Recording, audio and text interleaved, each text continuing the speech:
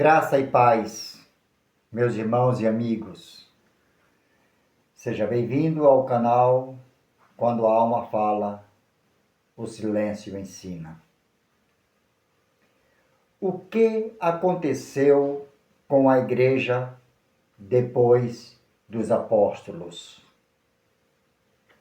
Esse é o tema do nosso vídeo de hoje. Você já parou para pensar como a igreja chegou até os dias de hoje?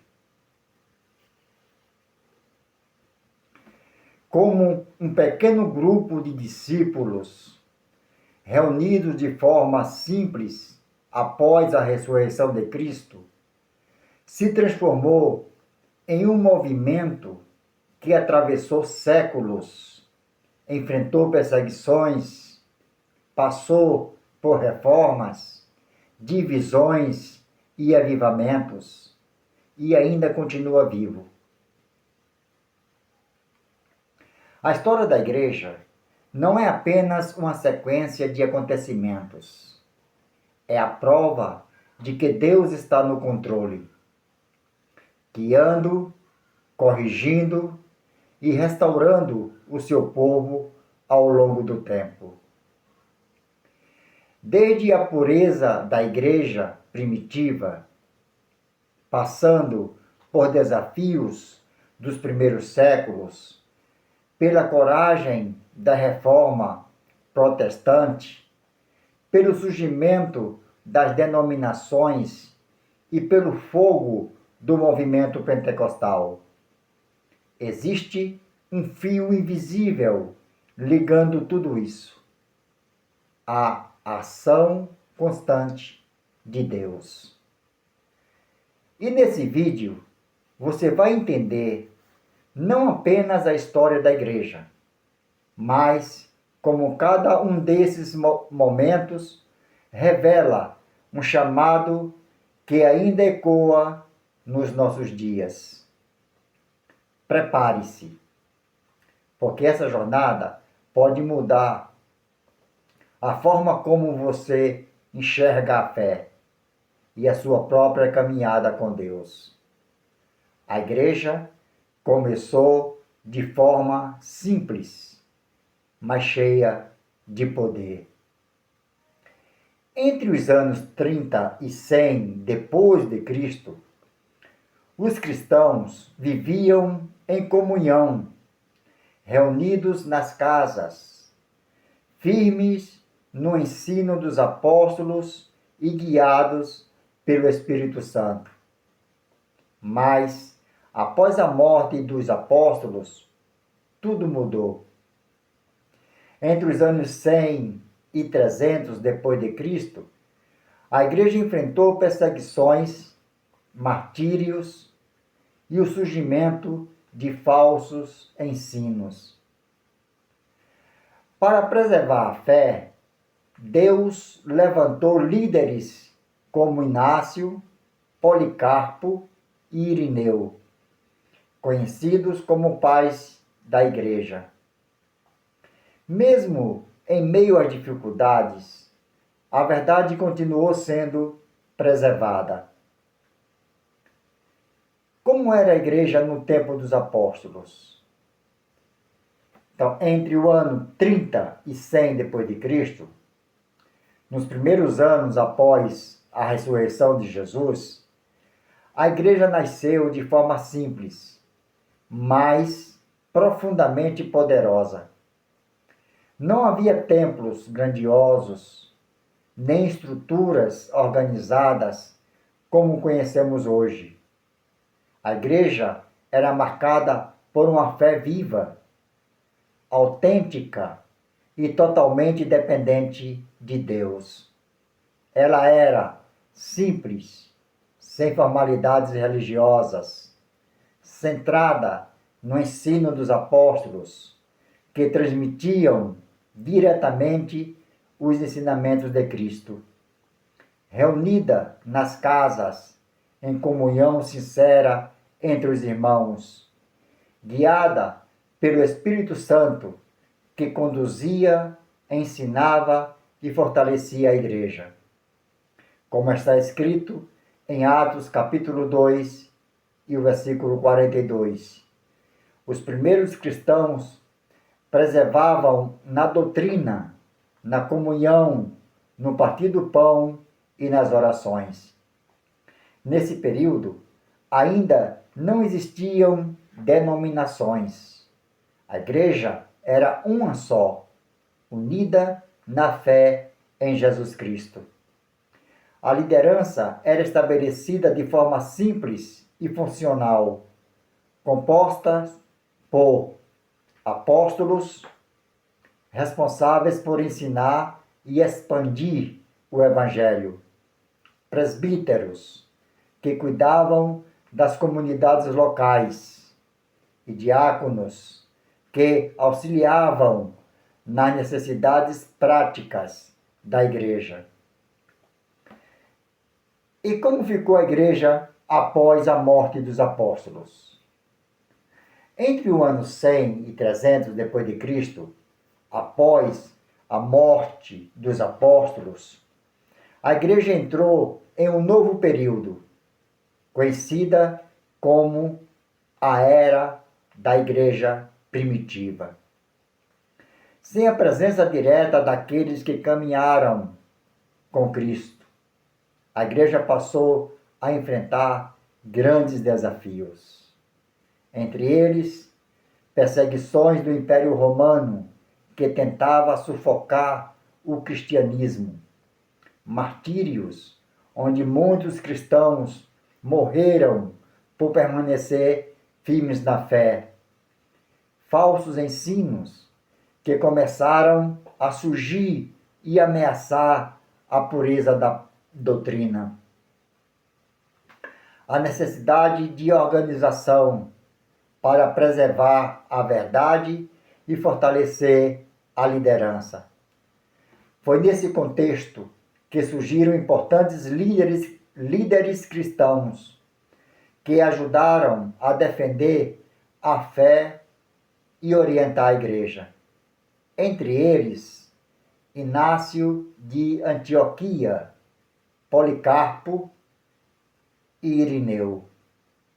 Esses homens ficaram conhecidos como os pais da igreja, pois contribuíram para preservar os ensinamentos apostólicos e proteger a igreja contra erros doutrinários.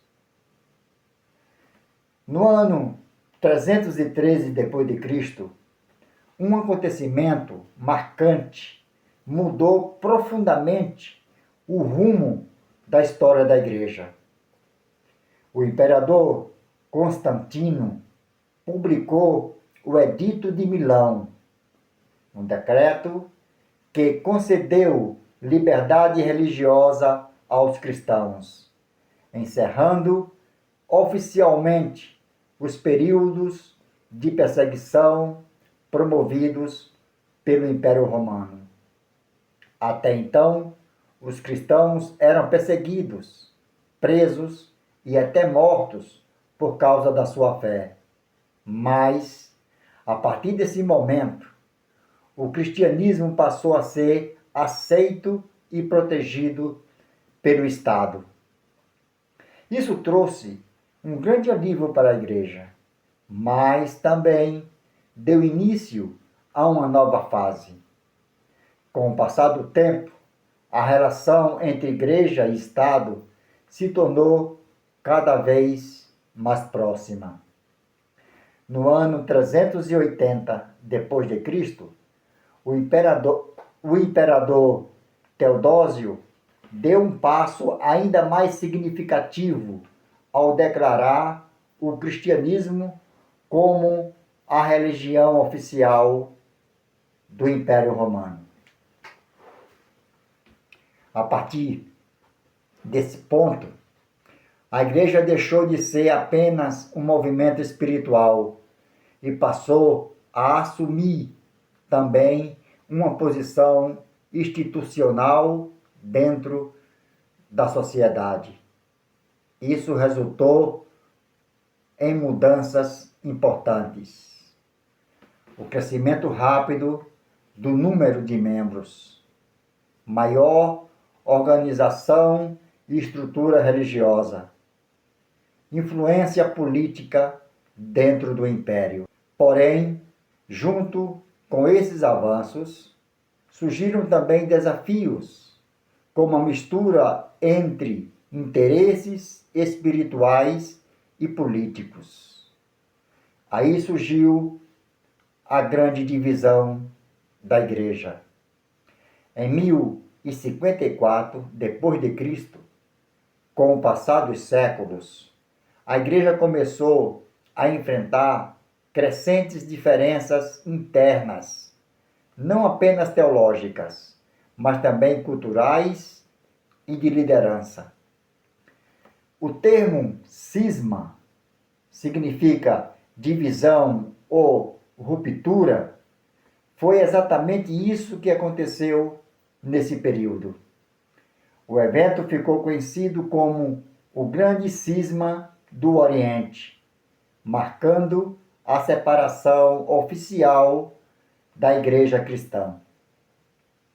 Mas essa divisão não aconteceu de repente. Ela foi resultado de anos de tensões acumuladas entre duas regiões: o Ocidente, liderado por Roma, onde se falava latim, e o Oriente, com centro em Constantinopla, onde predominava a língua grega. Entre os principais motivos dessa ruptura, podemos destacar a disputa por autoridade. O bispo de Roma, o Papa, afirmava autoridade sobre toda a igreja, enquanto os líderes do Oriente não aceitavam essa supremacia. Diferenças teológicas. Algumas interpretações da fé cristã começaram a divergir entre os dois lados. E as diferenças culturais e litúrgicas, a forma de culto, tradições e práticas também eram distintas. A tensão chegou ao ponto máximo em 1054, quando representantes das duas partes trocaram excomunhões, oficializando a separação. A partir desse momento, a igreja passou a existir em duas grandes expressões: Igreja Católica Romana no Ocidente e Igreja Ortodoxa no Oriente. O Grande Cisma marcou o fim da unidade institucional da Igreja cristã, deixando um impacto que permanece até os dias atuais. No ano de 1517, um dos movimentos mais marcantes da história do cristianismo teve início: a Reforma Protestante. O principal líder desse movimento foi Martinho Lutero, um monge e teólogo alemão profundamente incomodado com práticas que estavam se espalhando dentro da igreja da época. Entre essas práticas, a mais preocupante era a venda de indulgências, uma espécie de perdão que podia ser comprado, prometendo aliviar penas espirituais. Isso feria diretamente a verdade bíblica, pois transformava a salvação em algo comercial, distante da graça de Deus. Ao estudar as Escrituras, Lutero chegou à convicção de que a salvação não é conquistada por obras humanas, nem pode ser comprada, mas é um dom de Deus recebido pela fé. Diante disso, em 31 de outubro de 1517, ele publicou suas famosas 95 teses, um documento que questionava esses abusos e convidava a Igreja a voltar à verdade do Evangelho. Esse ato não foi apenas uma crítica, mas um chamado ao arrependimento e à restauração espiritual. A Reforma Protestante trouxe de volta princípios fundamentais que estavam sendo esquecidos, como a autoridade suprema da Bíblia, acima de tradições humanas, a salvação pela fé e não por obras ou pagamentos, o retorno às Escrituras como base de toda a vida cristã. Esse movimento não apenas confrontou erros, mas reacendeu a chama da verdade bíblica, influenciando gerações e moldando a fé cristã como conhecemos hoje. E após essa reforma, surgiram várias tradições cristãs. Após a reforma protestante, iniciada em 1517, o cristianismo passou por um período de grande expansão e organização.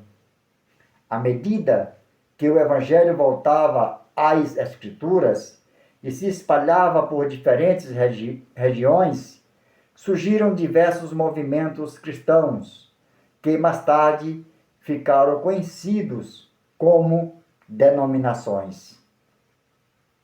Essas denominações não surgiram por acaso, mas como resultado de diferentes interpretações bíblicas, contextos históricos e necessidades espirituais de cada povo e época. Entre as principais, podemos destacar luteranos, no século XVI, a partir de 1517, originados diretamente dos ensinamentos de Martinho Lutero. Os luteranos enfatizam a salvação pela fé e a autoridade das Escrituras. Foi a primeira grande vertente da Reforma. Os reformados, no século XVI, por volta de 1520 a 1560, também conhecidos como calvinistas, foram influenciados por líderes como João Calvino e destacam a soberania de Deus, a centralidade das Escrituras e uma vida cristã disciplinada. Anglicanos, em 1534, surgiram na Inglaterra durante o reinado do rei Henrique VIII, quando houve a separação da Igreja da Inglaterra da autoridade do Papa. Mantém uma estrutura mais litúrgica, mas com influências protestantes.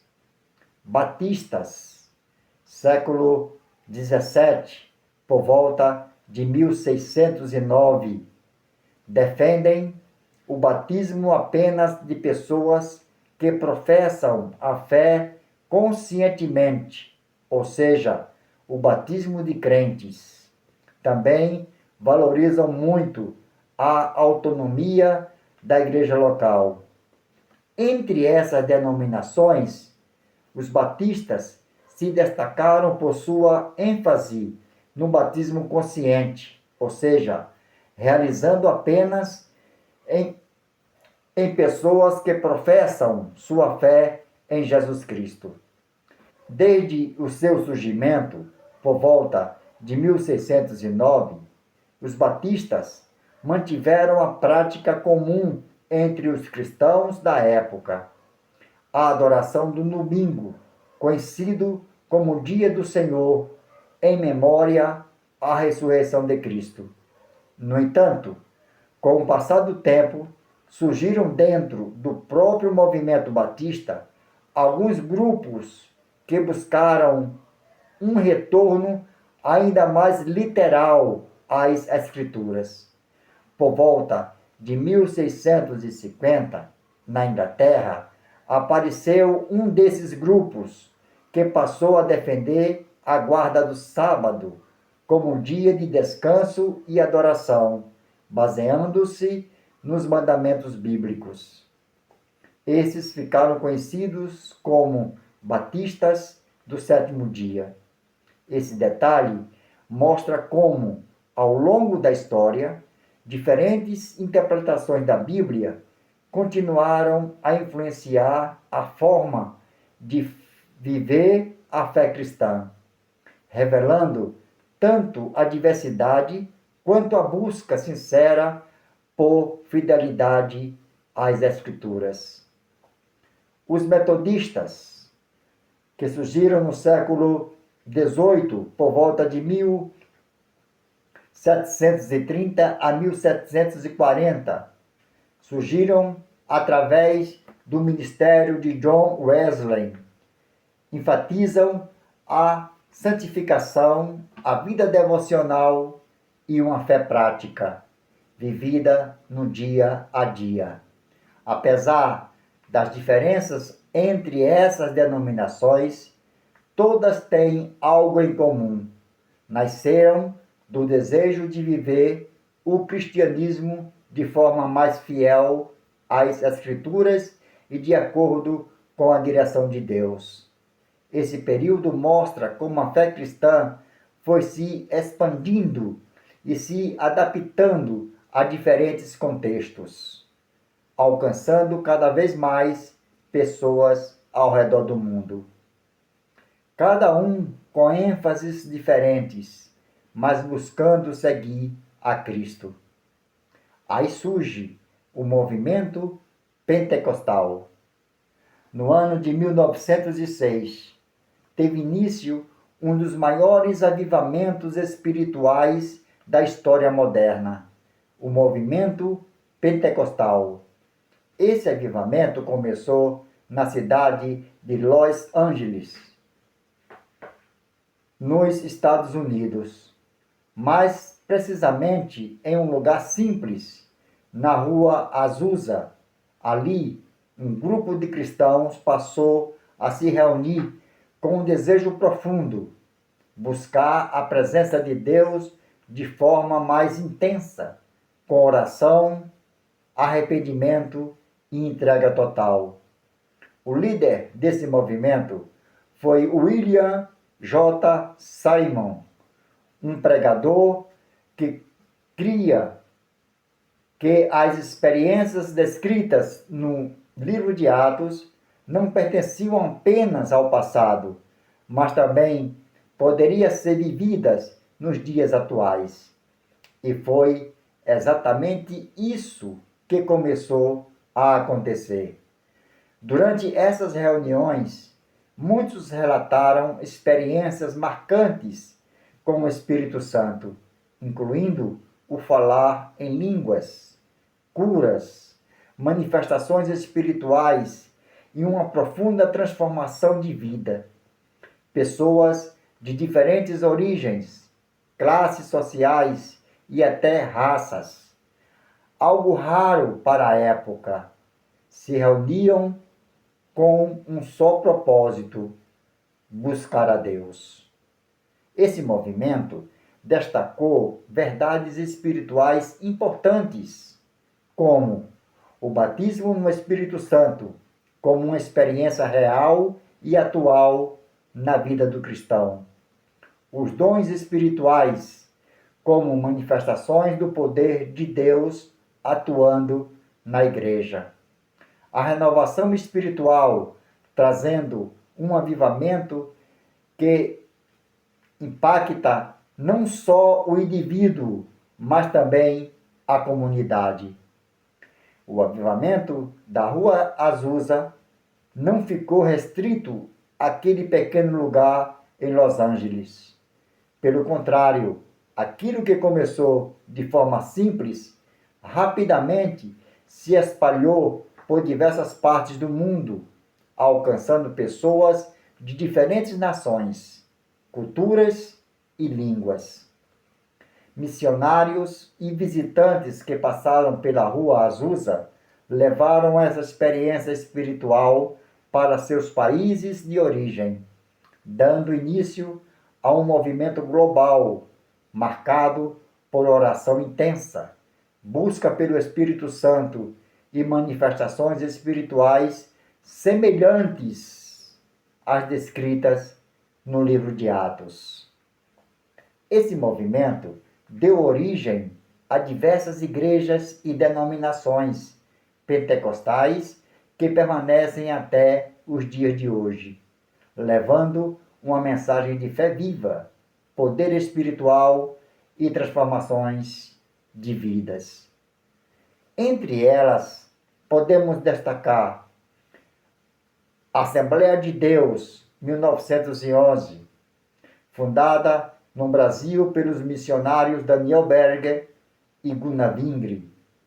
Tornou-se uma das maiores denominações pentecostais do mundo, com forte ênfase no batismo no Espírito Santo e na evangelização. A Congregação Cristã no Brasil, 1910, também uma das primeiras expressões do pentecostalismo. Congregação Cristã no Brasil, 1910, também uma das primeiras expressões do pentecostalismo no país, marcada por um estilo mais conservador e pela valorização da simplicidade no culto. Igreja do Evangelho Quadrangular, 1923, nos Estados Unidos. Enfatiza Jesus como Salvador, batizador do Espírito Santo, médico e rei que há de voltar. Igreja de Deus em Cristo, 1897, fortalecida após 1906 nos Estados Unidos, embora tenha origem anterior, foi profundamente impactada pelo avivamento da Rua Azusa e se tornou uma das maiores igrejas pentecostais do mundo. Igreja Pentecostal Unida, século XX, representa grupos que também surgiram dentro do movimento pentecostal, com ênfase em doutrinas específicas sobre a natureza de Deus. Há um dado informativo da Receita Federal que indicam mais de 162 mil registros de igrejas e organismos eclesiais no Brasil. Embora a maioria da população se declare católica ou evangélica, o cenário é marcado por um segmento evangélico e neopentecostal. Esse crescimento mostra que o avivamento da Rua Azusa não foi apenas um evento isolado, mas o início de um movimento contínuo que ainda hoje impacta milhões de vidas ao redor do mundo. Mais do que denominações, esse movimento representa um chamado à busca sincera por Deus, à renovação espiritual e a uma fé viva, atuante e transformadora. Ao olharmos para toda essa trajetória, desde a igreja primitiva, passando pelos primeiros séculos, pela reforma protestante, pelo surgimento das denominações e chegando ao movimento pentecostal, percebemos uma verdade muito clara: Deus nunca deixou de agir na história. Mesmo em meio a erros humanos, desvio e períodos de escuridão espiritual, o Senhor sempre levantou pessoas, movimentos e avivamentos para trazer o seu povo de volta à verdade.